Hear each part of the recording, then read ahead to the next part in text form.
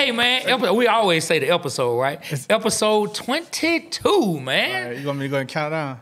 Man, do you think you can count all the way to 22? Because you've been struggling since you got past Sesame Street 12. All right. 1, 2, 3, 4, 5, 6, 7, 8, 9, 10, 11, 12, plus 10 equal 22. All right, then. You put a whole new spin on it, and you showed, man, that you could do double-digit addition, man. Hey. I didn't realize you could do that, man. Hey, man, I did it. But, hey, who is this guy right here, man? Man, well, look, man, we have a very special guest today, man. Someone who I consider Atlanta sports media royalty, man. Someone who I have looked up to for his work, looked up to him, looked up to the Two Live Stews, man. Without any further ado, we will introduce, man, him and thank him for coming on the show. Man, thank you, bro. Hey, man, y'all give it up for HomeTeam Brandon Lee, man. Hey, give it up, man. Appreciate y'all, man. Appreciate y'all. When I'm feeling down, I'm going to come in here, get a little pep, a little attaboy on the Hey, back. man, Yeah. hey, man, you have to. Listen, man, listen. If we as brothers and as men can't help uplift each other, then who can, man?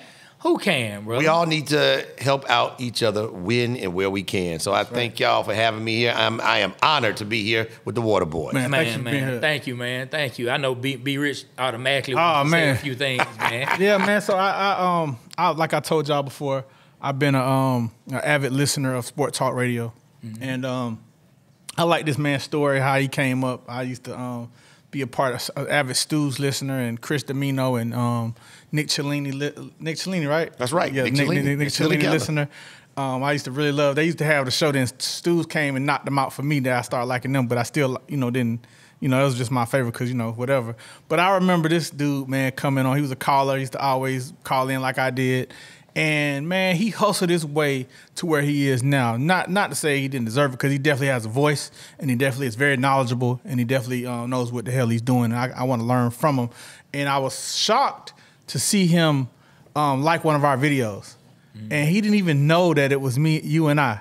And so I hit him up, I was like, damn, bro, you ain't know. He said, no, I didn't know that was you. And Trey's like, that's better, man. He really liked our stuff for us and not because he knew one of us. So when I saw you like the video, man, like I was very impressed. And then not only did you like it, man, you left a dissertation. Like you took the time to type us a lot. Like I'm very lazy at responding. I believe a emoji 100 or facts or, something like that. You took the time, man, to give us a whole, what? I know why. I know why he did it, and I say it before he said it, then I let him take it from there. Okay. Because you called out the media, Be Rich. Yeah. Oh, yeah. You called out the media, and this man represents the media. And you said the media may run Trae Young away. But I'm not lying. I'm not lying. I disagree. And, well, there are two things. One, he's right. You called out the media. That's number one. But number two, you called out yourself. Because y'all are media. I'm not tripping. I call myself. We want to have a conversation. Let's have a conversation. Everybody, new media is media. It's legitimate media. Now, everybody's dedication, everybody's sources, everybody's commitment to it is a little bit different. But credibility is a part of being with the media. As long as you have your credibility, you're going to be respected. But y'all are media too. So yeah, that was a part of it. But I like the stuff that I was seeing, and I saw the reel come across my phone, and then I saw y'all had John Abraham in here. I said, man, these guys, I like the way they were rolling. Yeah. Some Hawks talk. So yeah, I was down with it. I like what I saw. Man, thank you, man. So before I got rudely interrupted by my co-host. I just want to know because we're going to have to circle back to this because, we're gonna circle back. Because I hate to hear that people are running a pro player and an adult grown man away, but hey, that's just me. Go ahead. Hey, I'm a Trae Young fan. I agree we are media, and we contributed to this. Like, he made a post, Trae Young should leave Atlanta.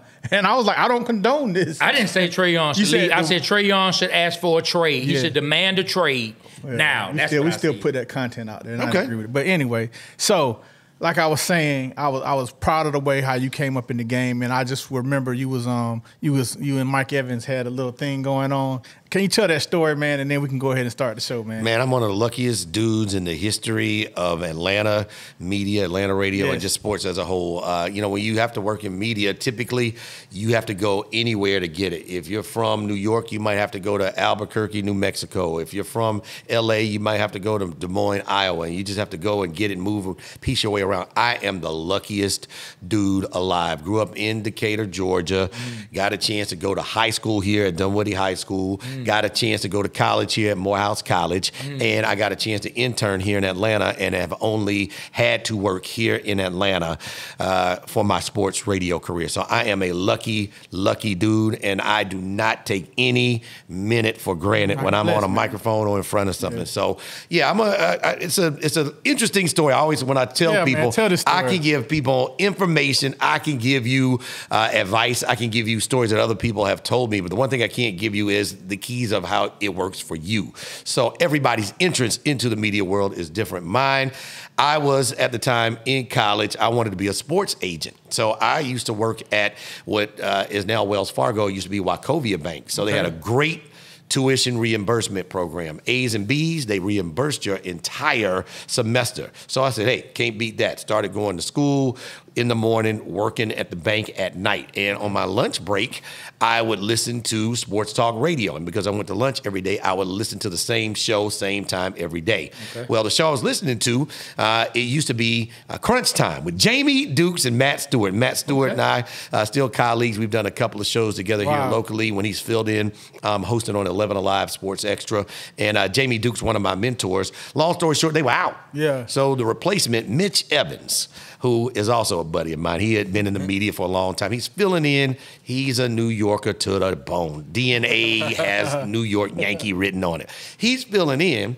This is Atlanta. I'm on my lunch break, and he's talking about how the Braves are an inferior franchise to the New York Yankees. Whatever I was eating, I had to put it down. I called in, read him the Riot Act, and I told him that one of the problems with Atlanta sports is we needed somebody from Atlanta that was for Atlanta on the radio. Facts. And he said, if you think you can do better, why don't you come down here? Wow. I said, I'll be there.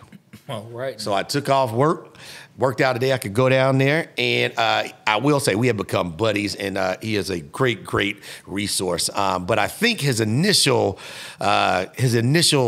point of bringing me down was to embarrass me, teach me a lesson, the smart mouth that called in and got his way into a radio station. Yeah. So the whole show, I sat there, I waited just kind of like a church mouse, sat in the back, and then all of a sudden, he handed me the sports update that they do at the top of the hour, 20 after 40 hour. Now, usually that would throw somebody off key. You're not going to get on a microphone. You are not going to get on a microphone in a top 10 market and just start talking. So I said, well, what is this? I was not prepared. But I was prepared because I listened every day, went on my lunch break. So he hands it to me. They hit the update music. I had a pretty good feel about how long he goes. He says, all right, big boy, here's your shot. Bang. Wow. He hands it to me. All right, here's your sports update. The Braves beat the Cardinals 2-1. Chipper Jones with a 2-run shot. They'll be headed off to L.A. to take on the Dodgers. Falcons begin training camp coming up next week, and the station will be all over it. Hawks in summer camp, and we look forward to seeing who the Hawks are going to have out as a starting unit. And there it is.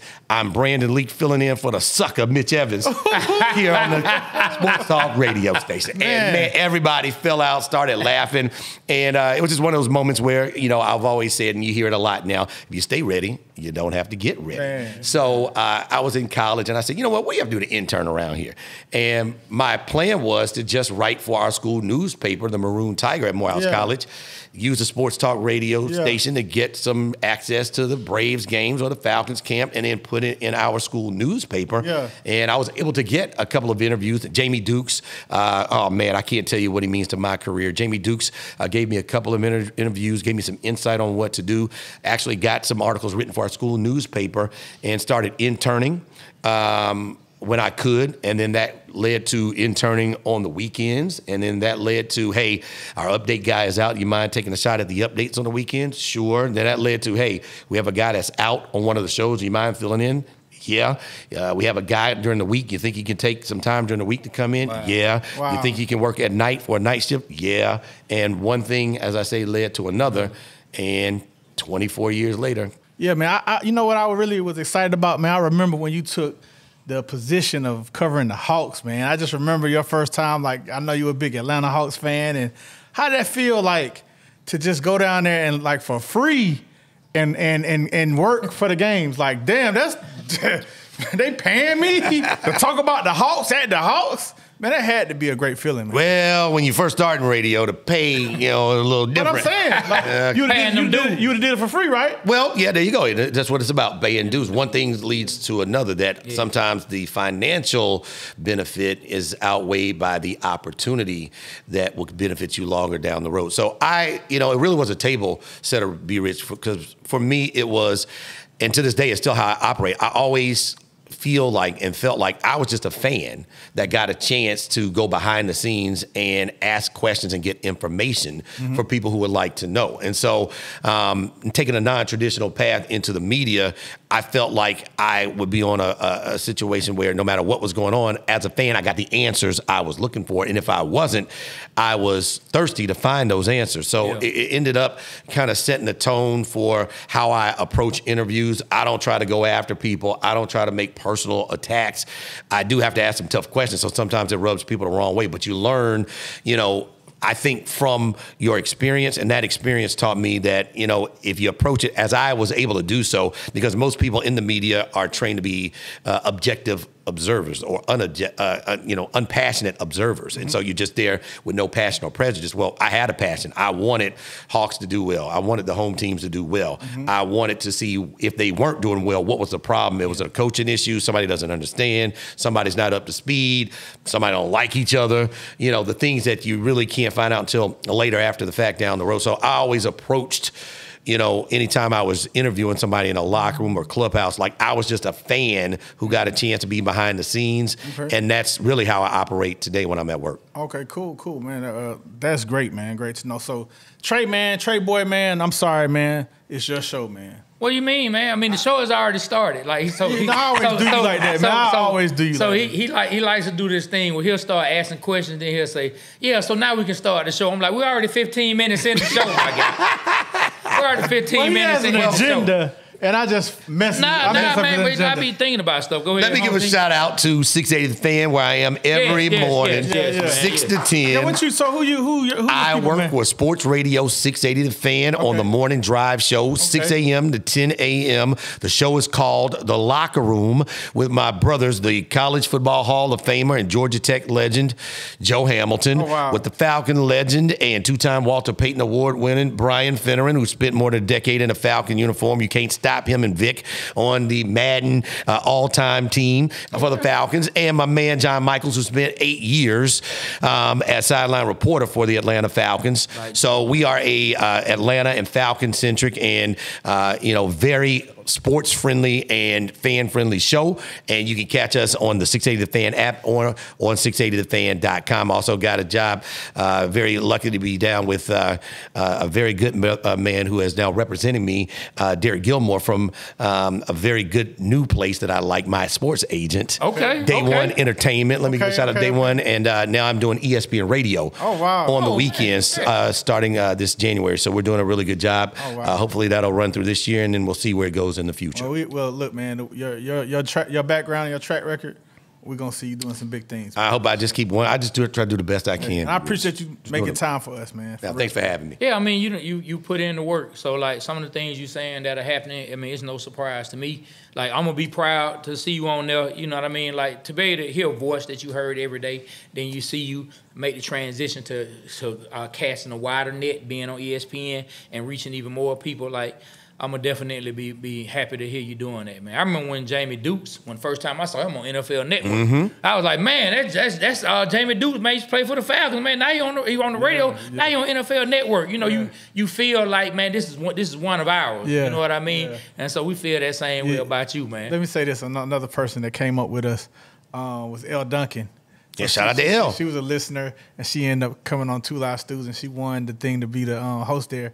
One of the co-hosts there. But what I was really proud about this year was she was there announcing the lottery. So she got a chance to be on ESPN Live talking about the lottery, and then we got number 1. She's like, well, I like to think it's because of me. We got number 1 pick.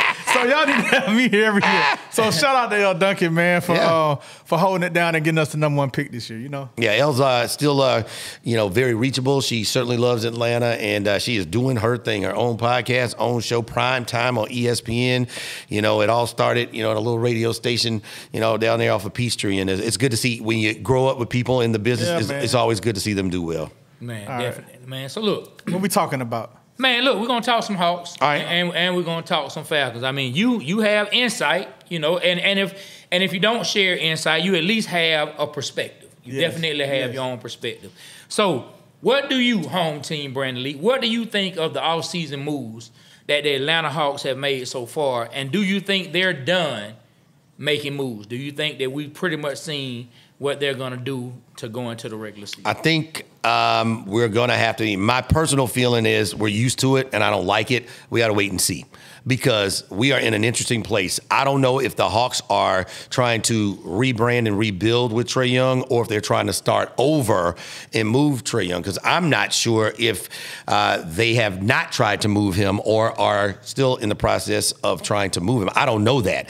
I do know that they were trying to move DeJounte Murray a couple of times, and it took this point of the postseason for them to get it done. So I'm in wait and see mode. I think it's too bad because it looked like a couple of years ago, especially when we went to the Eastern Conference Finals, we were on a good trajectory.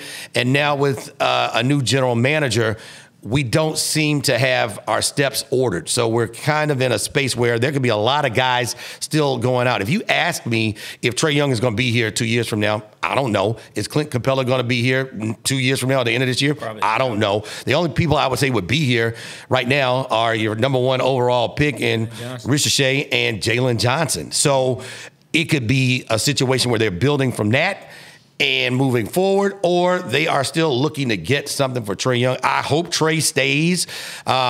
You can't win without a superstar or an all-star, and you can't have one guy. So Trae needs to be here with another all-star. And I just don't know if the Hawks are all in on Trae or if Trae is all in. I don't know. He's saying the right things that he wants to be here, but he also says he wants to win. So does he want to win here? Does he want to win somewhere else?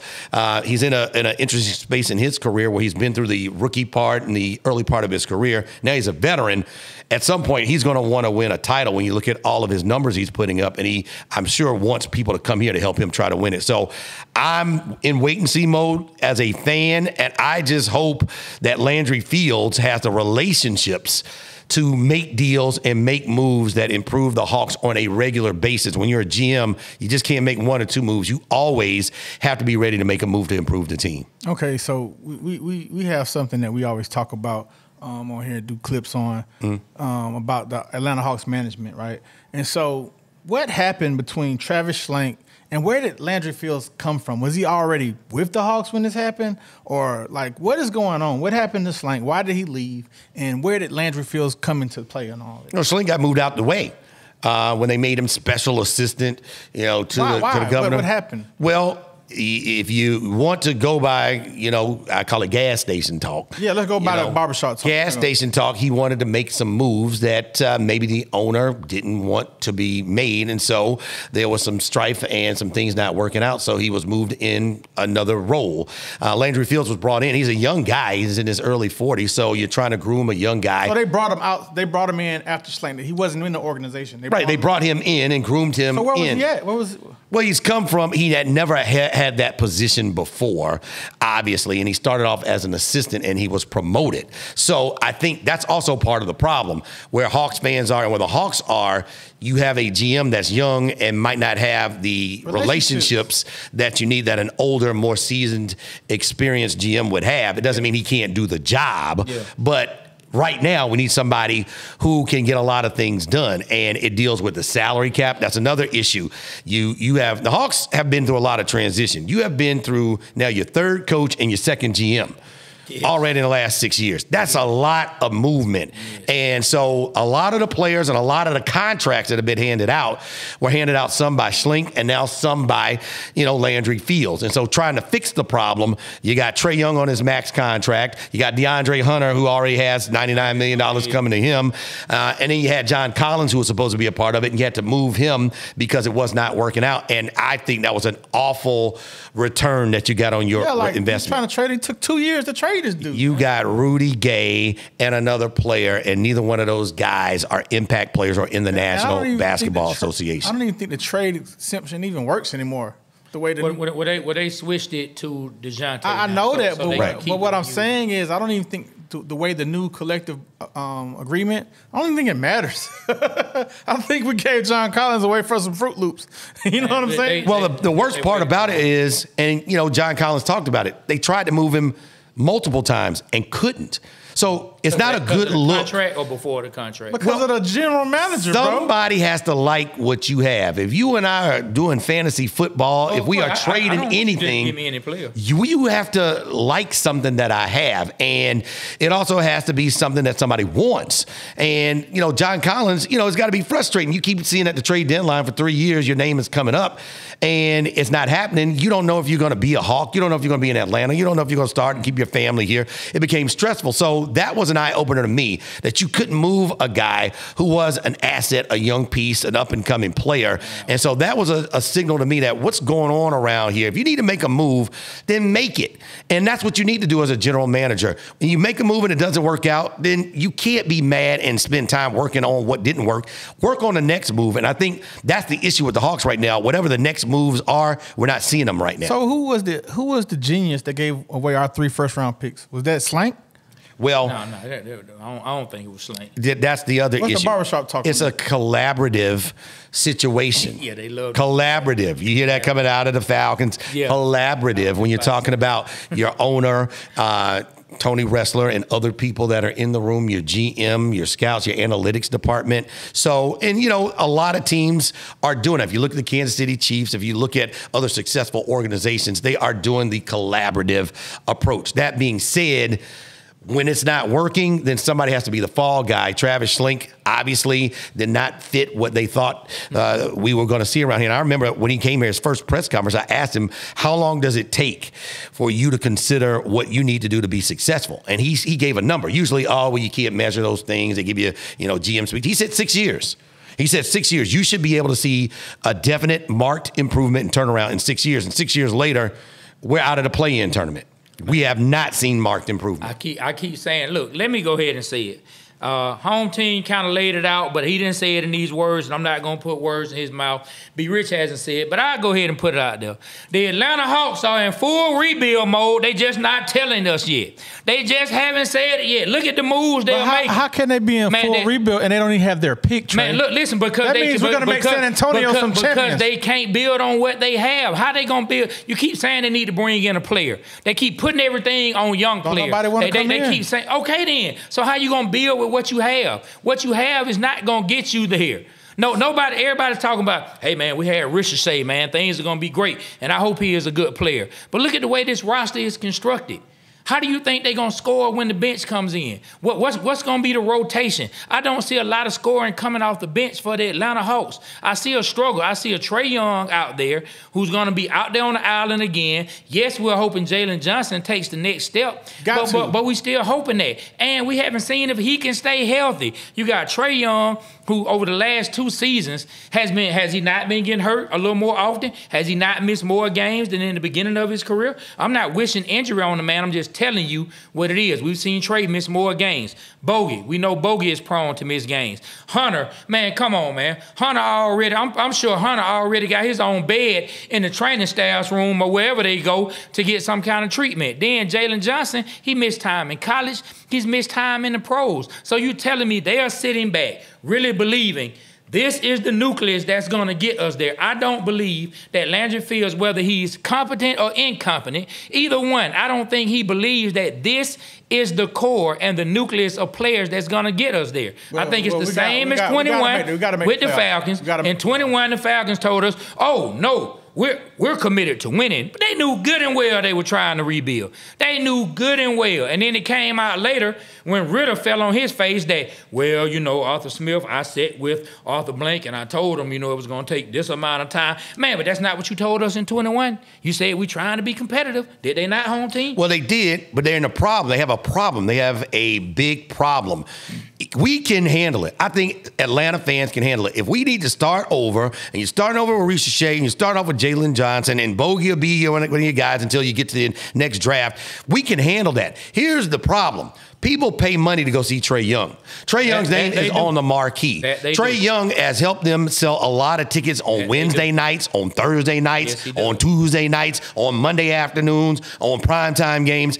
Can they deal with maybe a fewer number of people coming in while they rebuild and people still support the Hawks without Trae Young if they think he is not the guy that can help you? And here's the question. With or without Trae Young, can you beat the Boston Celtics? Can you be better than the Milwaukee Bucks? Can you be better than the Philadelphia 76ers? Are you better than the New York Knicks? If the answer is no, you should be in rebuild mode, and you should be looking to at least get to a spot when they start coming down the mountain, you're on your way up. You can knock those guys off and get back to the top of the Eastern Conference. Well, we saw that we can win with Trae Young because we did get to the Eastern Conference Finals, but ever since then, we just made the wrong moves. Win what, though? Everybody keeps saying we saw we could win, and I'm not making this about Trae, but we saw we could win what? I mean, we didn't win anything. I mean, we should have. If it wasn't from a referee's foot. How? If it wasn't for a referee's foot. We keep saying, listen, bro, we can't stay stuck in this we would have lost fantasy to the land. Milwaukee Bucks if Trae wouldn't have got hurt? Yes or no? I think it's a chance we could have, yes. Okay, thank you. Yes. Thank you. Yes. We could have won. No, I think it's a chance we could have lost. No. I think they could have lost. No, if Trae would have played. Yes. Trae would have played. Giannis was out. Giannis was out. Okay. Trae was in. So if we're gonna do hypothetical, Trae. No, hold up now. Hold up. If we're gonna do hypothetical, Trae Young stays healthy. You can't just make their best player injured. He was out. He got hurt after Trae Young, but did you forget it? I know. So this is what I'm saying. What I'm trying to say is if Trae was in, we can't do that. And Giannis is out. This is what I'm saying. We would have won. You can't do hypothetical. It's not fair. We can do it. It's not fair to a discussion to say hypothetically, our player stays healthy and theirs gets hurt. No, let's talk about the two teams being healthy. I want to say, hold on. No, hold on. What if? This is my time Peter on the Parker floor. never got bit by a spider? I have the floor. We need you to, what's that brand you got on? Hey, speaking Zaza. It's time for you to chill out of your Zaza. DC. You and your Zaza. Hey, thank you, and your Zaza Pachulia, man. That's why we talking hard, man. Hey, man, hold on. Shout out to Zaza. Shout out to Brittany. Shout out to Zaza. Thank you. You know what I'm saying? All right, man. Hey, I actually kind of like that, man. I like that, man. But listen, what I'm saying is we can't just throw out hypotheticals and then we want to have it just be skewed in our favor. Yeah. So if we're going to talk about what could have been done, let's put them together and say, was that a team that was built to sustain success for the long run? Mm-hmm. I can't say that they were. And this is not about Trae Young. This is about the way the team was built. This is about the rebuild that started in 2017 when Bud was stripped of all his responsibilities and Travis Slank came in and it was a new rebuild, a new regime heading in a new direction. They failed more times than they succeeded. It just is what it is. Let's talk about what really happened, Brandon. So I want to ask you a question, man. So, you know, I was watching Mark Cuban. He was talking about the story of how they got Luka. So my real question to you is, when is Tony Wrestler going on Shark Tank? That was part of the deal. So I think we traded Trae Young. One of the proposed ideas was Tony Wrestler going on Shark Tank. That was probably the final deal in the success of that trade going through. So when is that happening? Well, I don't think that's going to happen. I think you mean we got duped on that too? What we need to say, and it's hard to accept, it's not an insult. And I think it's hard to say, and you know he's gonna be mad if I say it, and Trae fans gonna be mad if I say it, and people who love him. You can like somebody and still say somebody is better. Fact. And the truth is, Luka is better. It doesn't mean that Trae Young isn't good. It doesn't mean he's never gonna win a title. It doesn't mean that he's not deserving of more All-Star games than he's been to. It means Luka Doncic is better, so you have to look past that because the Hawks. Yeah. Not only did that, when you go back in the annals of history, Pau Gasol has on a Hawk hat on draft night. I saw that. All right. We got rid of for Sharif Abdur-Rahim. So there's a Hall of Famer right there. Yeah. They've had some other guys. Al Horford, who's now an NBA champion. They let Al Horford walk out of the door as a free agent and didn't trade him, didn't offer him a contract. Didn't get nothing for him? Nothing. He and Paul Millsap walked out of the door. 2 All-Stars have walked out of the door for nothing. So this precedes trade. This is beyond trade. Now, there are some things I think Trey needs to do. I really think Trey could be a more effective player. This sounds crazy. If he scored less and handed out more assists. Well, that sounds crazy. Trey is a phenomenal player. He is so special. He could probably average 13 or 14 assists a game because he's able to get into the paint, the way the game is called, the way he knows how to control his body. He can get the contact. He can draw contact. And the way he gets to his floater, he could hand out more. But I think him facilitating more would get more players involved and get them a little bit more consistent in the game. That being said, Trey has to score or else the Hawks might be in a position where they might not win the game. So the problems precede Trey. The only issues I have with Trey is this. He needs to play a little better on defense, which he did this year. He did. And he needs to find a way to get other players, woo them to come play. Because the bottom line is, you can talk about management. You can say whatever you want to. Dame Dollar wanted to go play with Giannis. Yeah, Paul George wants to go play with Joel Embiid. And so other star players, when you look at LeBron James, half of his titles came in Miami. He wanted to go play with Chris Bosh and Dwayne Wade. So your star player has to be able to attract other star players, and that's what he needs to do. Other than that, management has more work to do, and if they don't do it, we are going to be in a bind because there are only 2 places to be in the NBA, on the way up or on the way down. And I'm going to tell you what, if we can't woo some players to come play, there will be other players wooing Trae Young to come play with them. So the reason I brought that whole thing up about the Shark Tank, if you listen closely to what Mark Cuban is saying, he's saying that the general managers was over managing, as you like to say. So over general managing, as he said, and to me that's what Travis Slank was supposed to do. Isn't that what the San Antonio Spurs did to us? They got 3 number 1s from us. So if they wanted Luka that bad, why did the owner step in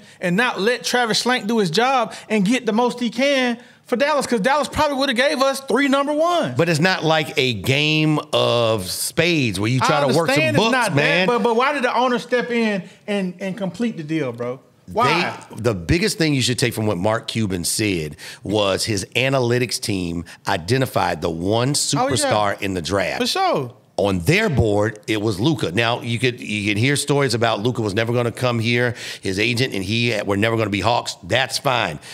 That to the side. The biggest takeaway is his analytics staff said the best player, the one superstar in that draft was Luka. And look what's happened. So it comes back to the Hawks. Who's on our analytics staff? And I know some of the guys. They are smart guys. Are they being listened to? What's going on? That's the thing. Are they being listened? What's going on behind the scenes? And when are we starting to get the best players wherever we're picking to build upon that? Speaking of that, and I'm going to shut up. Speaking of that, I just saw something this week about Reed Shepherd being a Patrick Mahomes type of player. If that's the case, why we didn't get him? Well, Where did that come from? I mean, is he?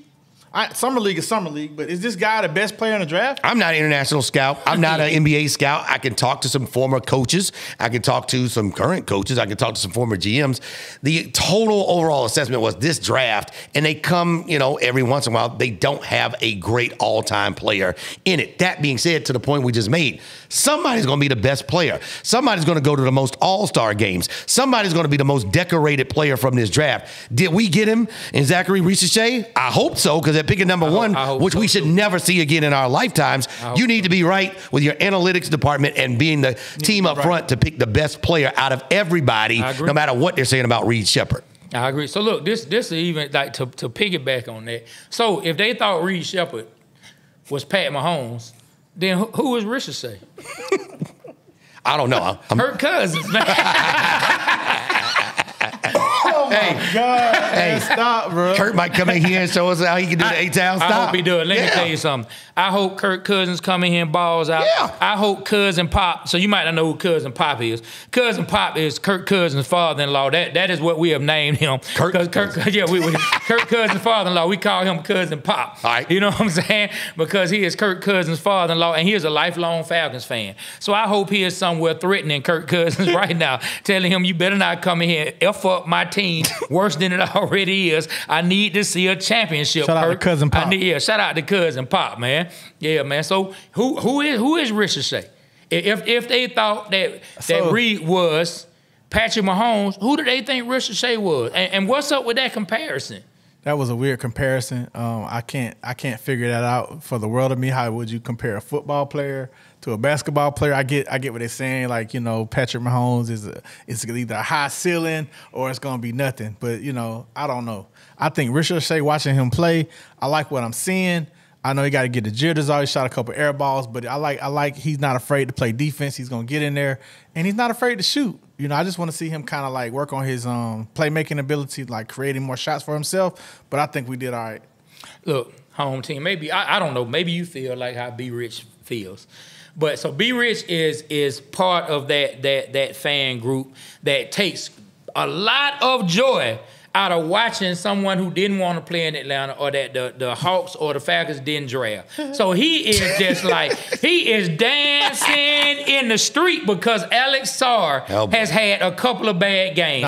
Do you agree with him? Or can you help bring this man back down to reality a little bit? It's 15, baby. It's summer league, and the star players just have to get some work in. But bro, aren't you offended? You home team. He said he didn't want to work out for Atlanta, bro. Oh, he's on my list now. I keep a list. Yeah, thank you, bro. On the list. I don't give him a full pass. Yeah, please share who's on when you get done. Share who else is on the list. But the issue is you can't go crazy over 2-3 summer league games. He's playing against guys who will not be NBA players. He is playing as a professional for the first time. And when you're talking about the number 2 overall pick, maybe he was good enough to go number 1. You got to give him a few years in the NBA, not summer league, to make that determination. Hey, yeah. Do I think a 7-footer should go 0 for 15 in any game? No. That being said, it's basically scrimmages and practices against guys who are not going to be NBA players. Right. So we're going to label this home team's list. So this is your list of people that you don't like that dissed Atlanta, right? Okay. You ready? Yes. You want them in order or any order? Any order. Man, just run it down. Jeff George. Okay. Quit on a coach, quit on a team, and quit on a city in the middle of a game when June Jones pulled him after a raggedy game. Couldn't just take it, you know what, coach, I am playing. Fussed and cussed with the man and then got himself out of town. Then when he came back in town with the Raiders and they ended up winning as time expires, he don't run around like a kid with his helmet off. Oh. He's number 1 on my list. Number 2, another quitter and a snake oil salesman who slithered out of town. Bobby Petrino. Yeah. While we are playing a Monday night game, he's calling hogs with the University of Arkansas boosters as Arthur Blank and the players got a letter in their lockers. Couldn't even face the team man to man to tell them I've made another decision for my family. Those 2 guys, I hope Georgia State Patrol, I hope APD, when they come through there, they light them up. If they go 1 mile over the speed limit, pull them on the side of the road and make sure all of their paperwork is in order. Man. They quit on all of us. And another one, this is going to make some people mad because I found out something about him. Okay, go ahead, break it down. He wore number 1, just like Jeff George. His last touchdown or last pass as an Atlanta Falcon was an interception, just like Jeff George. Marcus Mariota quit on the Falcons. Yeah. Desmond Ridder trying to figure it out. The Falcons coaching staff said the last 4 games we want to give Ridder a chance just to see what he has. Marcus, could you just show the young fella how he does it? And he turned his back on the organization, left, went to Hawaii, back home with his new baby and his wife. The surgery was legit, but he could have had surgery after the season was over. Mad, took his ball and go home. He left the team? Left in the middle of the season? Hawaii, went back home. He went to Hawaii? Went back home. Sipping on some pineapple drinks. playing ukuleles, whatever he was doing, and left. So the common bond is the quitters. We've had guys that haven't been able to get it done. I have more respect for Desmond Ridder, giving it all that he has, and it's not good enough to do it, but he didn't quit on us. If you quit on us, then you can walk. And that's how I feel about it. So those are the guys that make my list. You know what, man? Hey, let's give it up for HomeTeam. I approve that list. I approve that list. I definitely approve, especially, man, Bobby Petrino. But you know, I will say this. Bobby Petrino did not sign up for planes flying over the practice field saying dog killer. And once he knew Michael Vick, we already did a video on it and talked about it. I'm going to have to show it to you after this.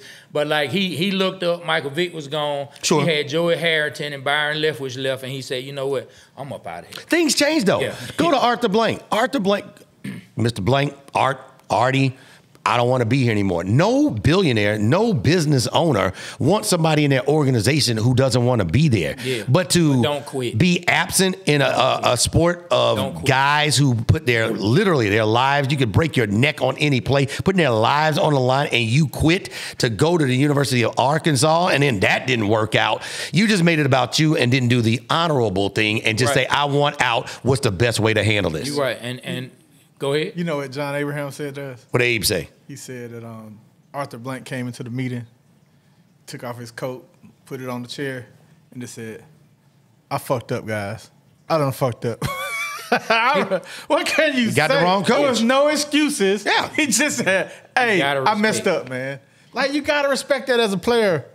Well, to your point, he was here for one thing. You know, he was here to coach Vic. That was the allure to get the offensive mind of the time from college to come and be there. And then when that was not going to happen, he just couldn't say, hey, I'm out. It's not working. I want to do something else. Man, and Mariota, man, this guy, one of the more famous things that he will be known for in a Falcons uniform is the butt pass. This man is known for the butt pass. I mean, that sounds horrible, just the whole label of it. This man throws a pass while he is on his behind on, was it Monday night or Sunday night? Was it Monday night or Sunday or Thursday night? I knew it was prime time. This man makes a pass while he is on his behind, actually threw it after he hit the ground.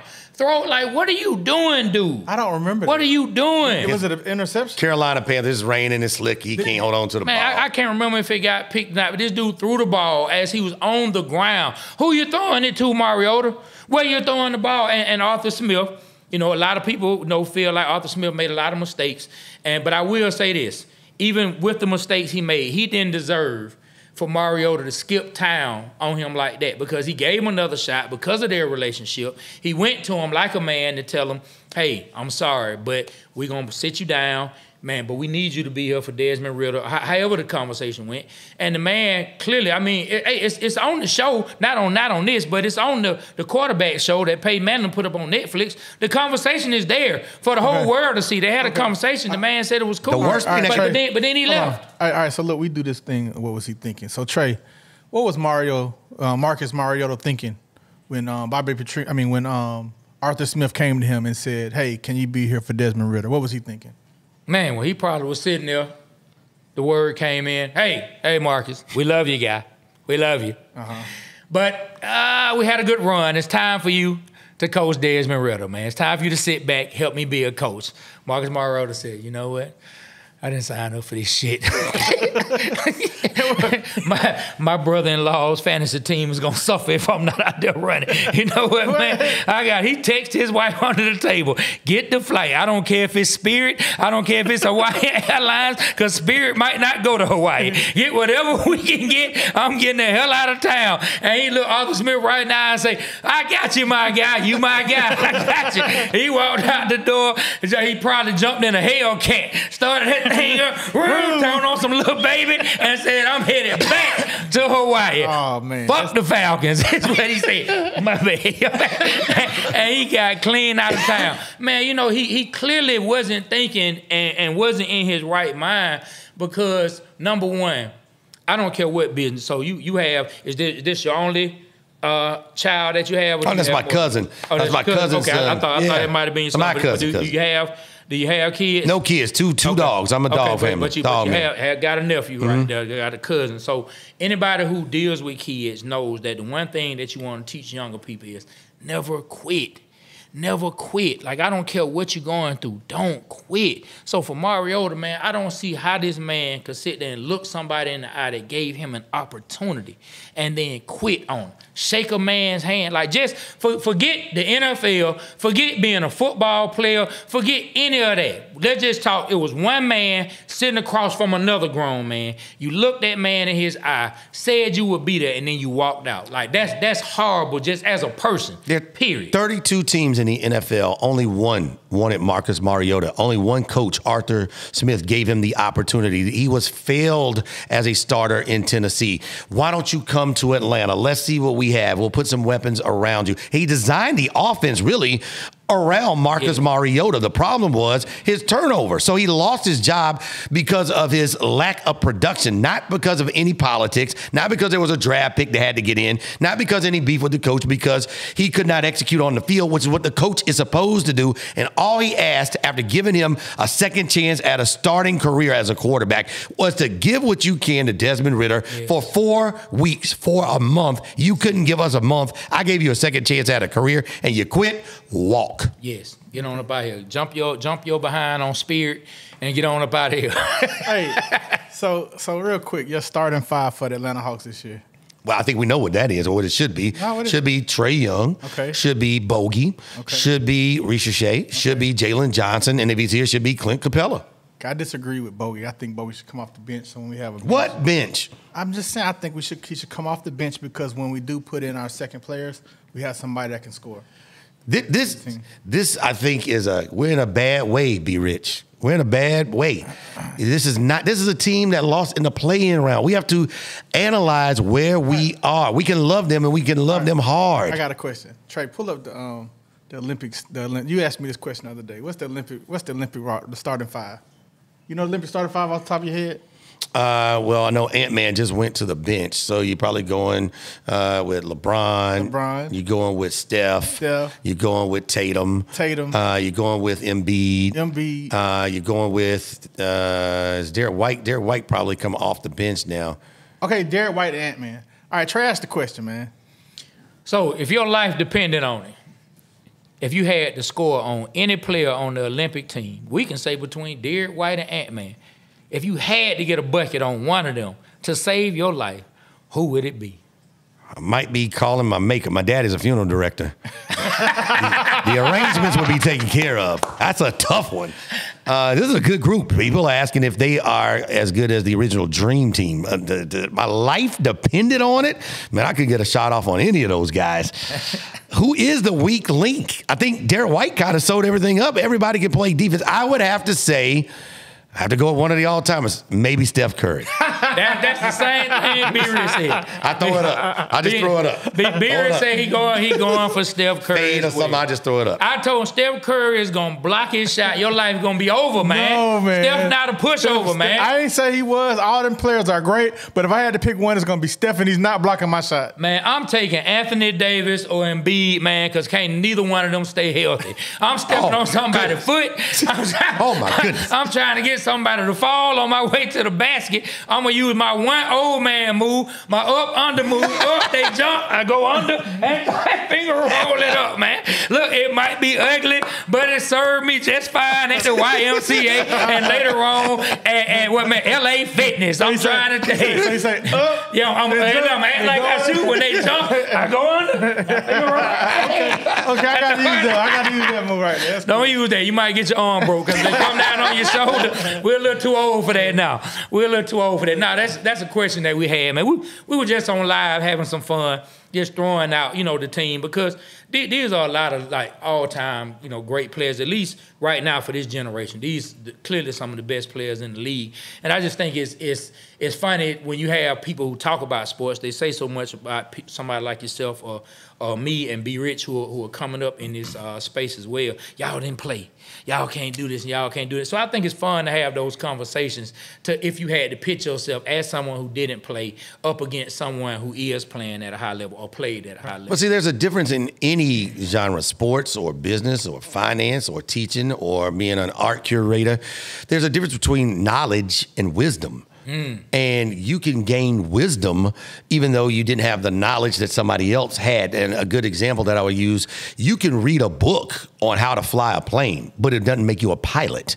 So a guy who's a pilot can have a little bit more insight, but you can still know the ins and outs of a plane. So, yeah, there are a lot of people who don't play the game for various reasons, weren't good enough, got cut, got hurt, never were going to be good enough. But I've never subscribed to that. You can be right without being a former player because keeping it 100, there are a lot of players who played the game and they know much more than any of us, and they're wrong a lot of times on their opinions when you're talking about being in the opinion business and, you know, in the media industry that we're in. So I think it's what people are talking about. Can they support what they're saying? Is there analysts? Is there analysis based on reason and logic and they can back up what they're saying? Or are you just allowed as one in the room? And I think a lot of what I see is a lot of loud people sound right or think they're right, so they keep being loud. But you can be loud and be wrong, and you can be just as measured as anybody else and be right. So I don't think you have to play the game in order to be right about what you see about the game. Not for sure. Man, so look, we talked about Bobby Petrino and Mariota, and so we started kind of just scratching the surface on Falcons, some old stuff, of course. But man, let's transition to the Atlanta Falcons, right? Let's transition to the Atlanta Falcons. As our audio guy who asked everyone, was their phone cut off? In the locker room, we hold people accountable. Yeah, ladies and gentlemen. Ladies and gentlemen, if you heard a phone ringing, that was Aaron Woe Pittman, who literally said, right as he was getting ready to take, you got your phone off, you got your phone off, you got your phone off, you got your phone off, but he didn't want to say that. He ain't got his phone off. He had a classic loud ring. Man, I'm trying to tell you, boy. Like, I'm thinking I'm back at 1960, Little House on the Prairie. I thought we were going to answer the phone and they were going to say, it is 5 o'clock. Do you know where your kids are?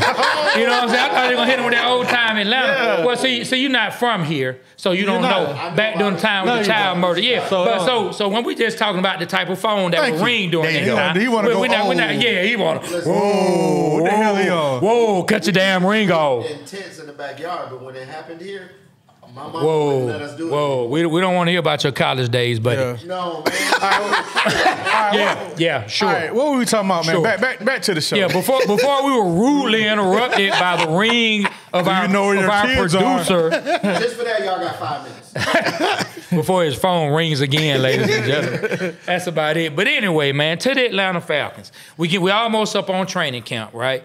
And as we get ready to dive into the 2024 season, what are some things that you want to see from the Atlanta Falcons? What is, you don't have to say one. What are some things that you feel like we have to see, that have to come to life on the field for them to be successful? And is there anything that you feel like absolutely cannot happen to keep them from failing? You can't have 18 points a game. It's real simple for me. Points, touchdowns, and wins at home. There we go. Those are the 3 things I'm looking for the Atlanta Falcons. This could be one of the greatest home schedules in the history of the Atlanta Falcons. When you're talking about dealing with the Pittsburgh Steelers, dealing with the Kansas City Chiefs, dealing with the Dallas Cowboys, dealing with the New York Giants, you're going to have some fan bases coming in here, and you know how it goes. We're going to be elbow to elbow. But if you're winning games and Kirk Cousins is throwing touchdowns, you know, a lot of people in other colored jerseys with the wrong colored jerseys on are going to be quiet in there. So this is a team that spent all of their resources and investments the last 4 years on offense. Kyle Pitts, number 4. You look at Drake London, number 8. Bijan Robinson, number 8. Michael Penix Jr., number 8. Kirk Cousins, guaranteed $100 million at least. So you have spent all of your money and your draft picks on offense. So you should score some points, score some touchdowns, be one of the highest scoring teams, one of the best teams in the red zone, and find a way to win these games at home. Falcons have a great opportunity to win the NFC South and give the fans of the city their first home playoff game in Mercedes-Benz Stadium. Man. Wow. I didn't even realize we haven't had a home playoff game. No, that building has been off. The lights have been off when the playoffs begin, and it's time for them to be running with all of the free soda pouring too. We've only had one winning season since the new stadium opening, that was the first year. That was 17, right? Wow. And on that year, we went on the road the first 2 games. We went and we beat the Rams, and then they went to Philly, and they lost to Philly on that last pass. Matt tried to hit Julio, but that's the only time we've been to the playoffs since the new stadium was open. That's right. Because we didn't go 18, 19, 20, and we know what it was with Arthur Smith. I mean, that's why Coach Raheem, Coach Morris, whatever he likes to be called, that's why he's back here. So man, like, I didn't even think about it until you just said it. Like, we need to get back rocking in that building. Like, we really do. Like, and yes, I do feel like the offense has to put up points. It's kind of like you said, I know people don't want to hear it, but it's kind of a wait and see, because one of the biggest things to me is you have a new offensive coordinator. And I know we're looking at the coach he came from, the tree that he comes from. We're hoping that automatically translates and they hit the ground running. But this will be his first time calling plays in the NFL. This will be our defensive coordinators. First time calling plays in the NFL. Now, hey, can Coach Raheem coach his coaches up? And the people around him, the other quality coaches, and like I would say coaches, I don't want to call them OG coaches, but for lack of a better term, some of the OG coaches that are on his staff, can they help bring all these guys up to speed with the right game plans, with the right in-game adjustments, and they be successful? That's what I'm really looking for, to see how the more noise coming from the guy. It's just fun over here in the Water Boyz Show production. Everybody wants to be a part, and as long as it's not awful noise. So what do you think about that as far as the new coordinators? Well, I think it starts at the top. Coach Raheem Morris, I'm so glad he got the second chance. A lot of times coaches, and that's been another thing, you look at the history of the Atlanta Falcons, when we hire a coach, they don't get other head coaching opportunities. Dan Quinn is a rarity, where he was our head coach and then he becomes a head coach with somebody else. If you go back and look at the guys who have been head coaches in the last 20 years, Jim Mora, he got himself a head coaching job. He went on to coach in college and did a very good job, but he didn't come back to the NFL. He didn't coach the Seahawks? Well, Seahawks. Well, he didn't coach. What I'm saying, he didn't go immediately. He got fired and get another job. But if you look at it, the other Falcon coaches, they didn't. If you look at Mike Smith, he went on to be a coordinator, and that was it.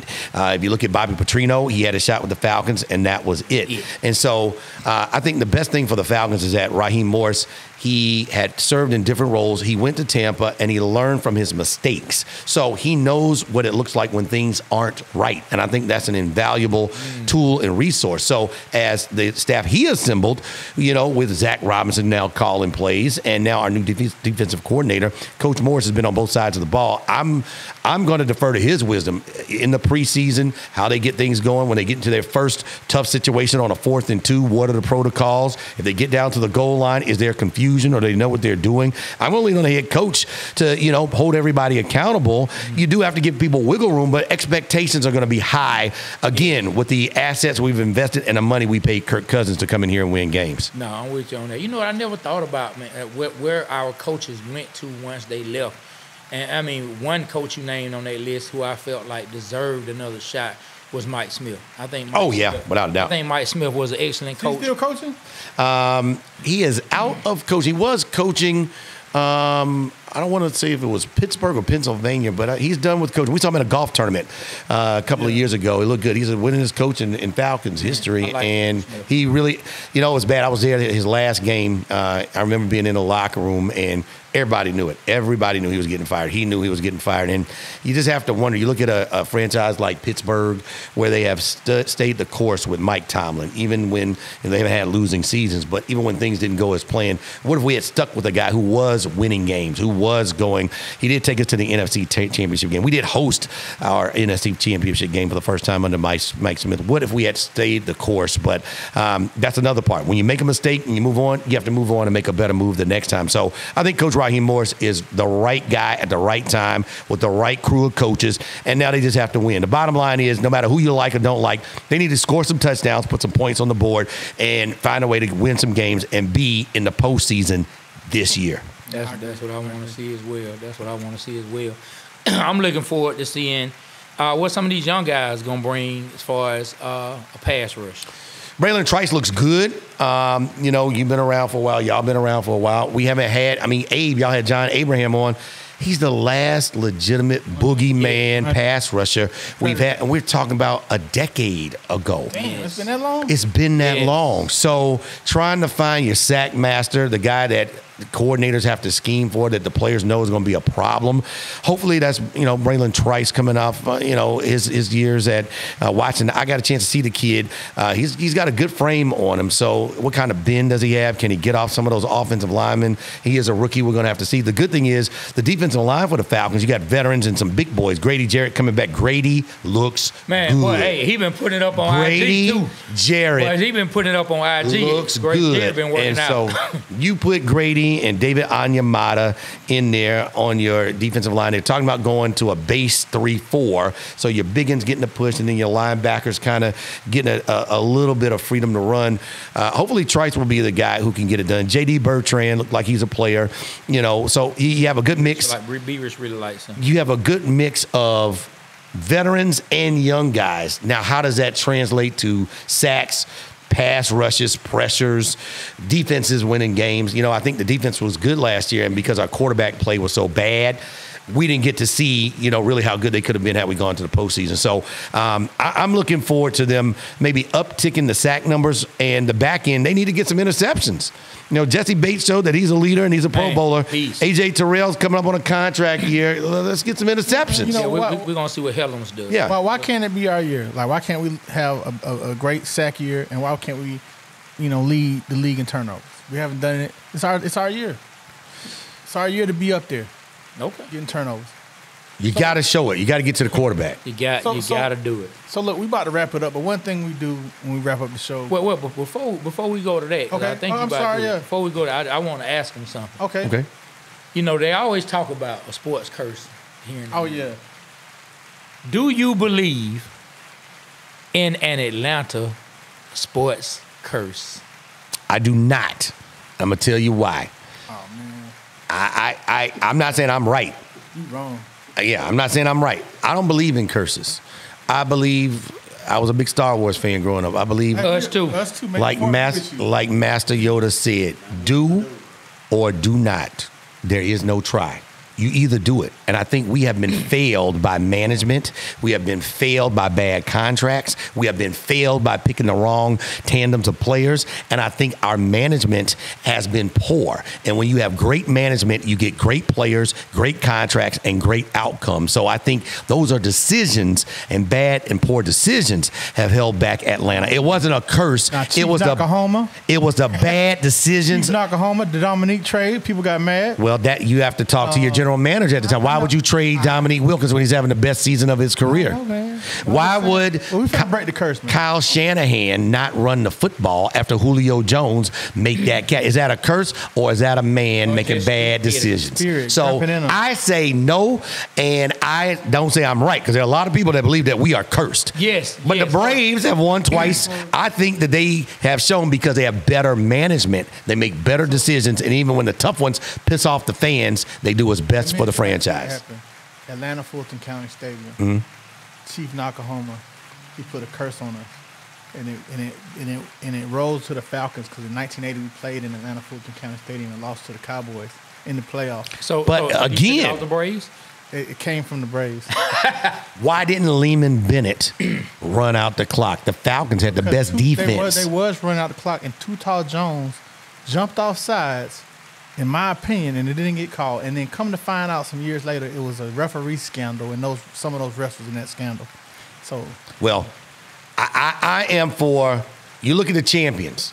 You look at the champions in any sport. But we should be some champions. There you go. I like that. I like that vibe. Today we're going to break the curse. And what we need is championship ownership, championship general managing, and championship scouting and coaching. Yes. And when we get that, we will be no different or no lesser than any other franchise on earth. All right. Well, look. Hey, before we break this curse, let me ask you. Okay. It's something we do every show. All right. I want you to do a blast from the past for the Falcons, something you can think of, one play that you remember, and describe it, because when we put it together, we're going to put what you're saying together and make it a nice clip. So give me a blast from the past, a Falcon memory. One play? A play. Well, I can remember when Terrence Mathis, shout out to Coach T. Matt, head coach of the Morehouse Maroon Tigers. Hey, what happened? He had a chance to beat the San Francisco 49ers. Okay, he had to do it on the final plays of the game, and he had to do it against one of the best defenses in all of sports. And inside of the Georgia Dome, Terrence Mathis, our leading wide receiver, had a chance to do something that we didn't see a lot. The Falcons beat the 49ers right around Christmas. So we got a Christmas present for the ages when we got a touchdown right as time was running out inside of the Georgia Dome. Who was the quarterback? Come on, tell me the play, man. Set up the play. Well, I was getting to the game a little bit late that day because I was out tailgating, and I was nothing wrong with that. Nothing wrong with that. Yeah, and so it was one of those deals where a lot of people were kind of checking out on the Falcons, but they did a really good job of staying the course. And I just like the fact that we beat the 49ers. Anytime we beat the 49ers, I am for it. And the way they came and tap danced in here on us when Jerry Rice and those guys used to come in here at Atlanta Fulton County Stadium, I am always for beating the 49ers. That's why it pains me that not only did Shanahan do us like he did in the Super Bowl, but now he's the head coach of the San Francisco 49ers. You know, I was at that game. Think about that. I didn't even think about, like I'm hating on him. I'm gonna tell you, I'm hating on him. Think about what the 49ers, like how the 49ers used to take us through it, and Shanahan went to the 49ers and has gone to 2 Super Bowls. And so, no, man, you know what? I have kind of gotten past it. At least I try to get past it. But I see why so many people really love to see him fail in a 49ers jacket and 49ers hat. They love to see him fail. Got another one. Billy White Shoes Johnson at Fulton County Stadium, final play of the game. Steve Bartkowski drops back, throws it, and he catches the ball, gets in the end zone, and we get the Billy White Shoes Johnson TD dance. I just did that blast for the past week. All right. Yeah. There you go. You ATL. You know what's up. You know what's up. So today we are going to break the Atlanta sports curse on all our teams. Okay. After today, us three, we're responsible for all the championships that come in. So we're going to take credit. We definitely take credit. Well, we can take the credit, but we got to bring everybody together, man. There you go. So give me a little doubt. There you go, be rich. Yeah, man. So I know you might not believe in sports curses, but I'm gonna go ahead and say something right now, and I think it's gonna band the entire state together. All right. The entire state of Georgia, the entire city of Atlanta, and we're gonna bring together and we're gonna break this Atlanta sports curse. All right. So it goes like this. To all my Atlanta fans, if your heart truly hurts, it's time we band together and break this Atlanta sports curse. Loose my Hawk sports devil. Loose my dirty birds. I'm tired of the constant losing. The embarrassment is quite absurd. You sent Michael Vick to prison, then gave us 28-3. Traded Dominique for Danny Manning. Are you freaking kidding me? I mean, the Braves won a couple of times, but the Hawks and Falcons ain't won a thing. We even had to see the stinking, dirty, filthy Saints win a ring. Why must we feel this anguish? Why must we feel this hurt? My partner said it's because the city shut down Freaknik and Arthur Blank closed down them old folks' church. No. So if you love the city of Atlanta, and you rep this Georgia dirt, it's time we all band together and break this Atlanta sports curse. It's done. It's broken. Where is your collection plate? Wow. You got $20 coming from me, brother. Everybody celebrate. I feel better. And y'all cash up the Water Boyz Show for Reverend Trey Boy Play. Now, I'm not a Reverend, yeah, Deacon. For Deacon Playboy Trey. Yeah, for Deacon Playboy Trey. Hey, but yeah, you know the crazy thing, and we're gonna go ahead and shut down. I'm gonna let B Rich hop in with what he was about to say, but and I don't want to make this too long-winded. But it's a lot of people who truly believe that there is an Atlanta sports curse. B Rich is one of them, but there are a lot of people who truly believe that and I don't believe in it. I'm of the same mind frame as you. But when I look at some of the things that have happened to the Atlanta teams, you ask yourself, how? Like how? How does it continue to happen it's a mindset. to us? And the way I believe that too. And the way that they lose. Like it's crazy. You gotta change the mindset of the city, Brandon. What I want to change is us to not only root for one great season. Why can't we put together a run? Yeah. Which team? We've seen the Braves do it in the 90s. We've seen them win 2 titles. When are the Hawks not just going to go to one Eastern Conference final, then wait a few years to go to another, and then we got to wait? When are they going to be a dominant team? Yes. When are the Falcons not going to go to the playoffs or win a playoff game? When are they going to be hosting 3 years in a row? Yeah. When are they going to back-to-back NFC championship games? That kind of stuff. So I'm looking for, you can look for stuff that is on the low end, on the medium end. I say shoot for the high end, and you have to get the people, the ownership, and the right mindset all in the right place. Today, we have broken that mindset. It's a mindset of winning. Forget a curse. We're about to start winning today. We're going to bring it together, man. Us 3, home team, the Water Boyz. We broke the curse, man. It's the mindset curse. I had cut you off earlier. Something you wanted to say? Oh, man, I just want to say, man, bro, I really appreciate you coming on, man. Like, really proud of your journey. Really look up to what you're doing. Something we aspire to be. And I appreciate you coming on, showing us love. And you know, thank you, bro.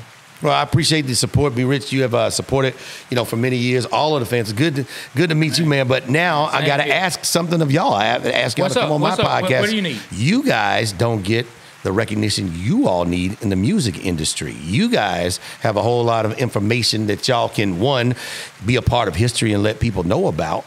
Outside of the sports, I like what y'all doing here, keeping it to the sports. So I would like to invite y'all on to a podcast at 680 The Fan where you all can, one, give some information, some infotainment, and maybe help some of these young musicians out here. So we're there. Yeah, that'll be that. So I appreciate y'all, and keep doing this because Atlanta is as passionate as any other sports city, no matter how many titles we have. We just don't have them, and we need more. And I think as more have a chance to come, you guys will be positioned to be right there to give the people what they want. Somebody who loves Atlanta. We always need somebody from Atlanta for Atlanta, and that's all I'm trying to do. I tell you what, man, like, as far as Trey and myself, we got some titles, man, on PS5. On Madden and 2K, we done won some chips, man. So, okay, I like that. It's coming in real life. I like that. I like that. Yeah, but before we wrap up and close and we getting ready to let you get on up out of here, I just want to thank you once again. It really did mean a lot when I saw you commented on the page. Like, trust me, I sent it straight out to them. You know what I mean? Like, it really meant a lot, because I haven't seen every part of your journey because I'm not in your life like that, but from the outside, I remember when you were just doing some of the lead-ins or you were doing the updates, and then to see where you are now, I definitely look up to it. It's inspiring, and just thank you. Thank you for coming through here and showing us. I appreciate y'all's kind words, and I really respect y'all's energy. Y'all have the right kind of energy, so I wish y'all much success. And I'm glad to be in the presence of a Rattler. You did a pretty good job representing the Rattlers over there at Gresham Park. That is. We ain't talking about Florida State. Florida. What we talking about now? FAMU. We ain't talking about FAMU, South. You did it. We ain't talking about the Rattlers at FAMU. We talking about Gresham Park. I'm an Exchange Park Panther over there at Glenwood Hills, and you did a good job representing the Rattlers. So that's all right. East side, Columbia Drive. Ben Hill Tigers. Now, you supposed to say Ben Hill. Did they play baseball in Ben Hill? I don't know where. B-Rich played football. All right, Dave. I mean, B-Rich went to college on football. Yeah, he can play football. But I don't know Ben Hill baseball players. Nah, we didn't play baseball. We played Tigers. He told a story how he went out just playing around and made the college baseball team. Oh, yeah. How he just went out there and went out there playing around and made the college baseball team. And never played before. I played like on like in the little leagues and church leagues. Yeah, he said they had to wear jeans and they called them what they called them? The blue jean team. The blue jean team. Oh man. All right, man, y'all got it done. Yeah, but look, shout out to everybody who's been supporting us. Keep supporting the Water Boyz Show Home Team. You want to tell them one last time, any socials, anything where they can find you? You can find me at HomeTeam B Leak. That would be on Twitter and on Instagram. You can always find me at 680 The Fan, morning drive 6 to 10 with my boys in the locker room, 680thefan.com. And remember, we're the home of the Braves, home of the Georgia Tech Yellow Jackets, and the official sports talk station of the Georgia Bulldogs. Man, hey, well, on behalf of myself, my partner B-Rich, Home Team Brandon Lee, and Mr. Can't Turn His Ringer the Hell Off, Aaron Woe Pittman. The Water Boyz, we are out. Kill the camera.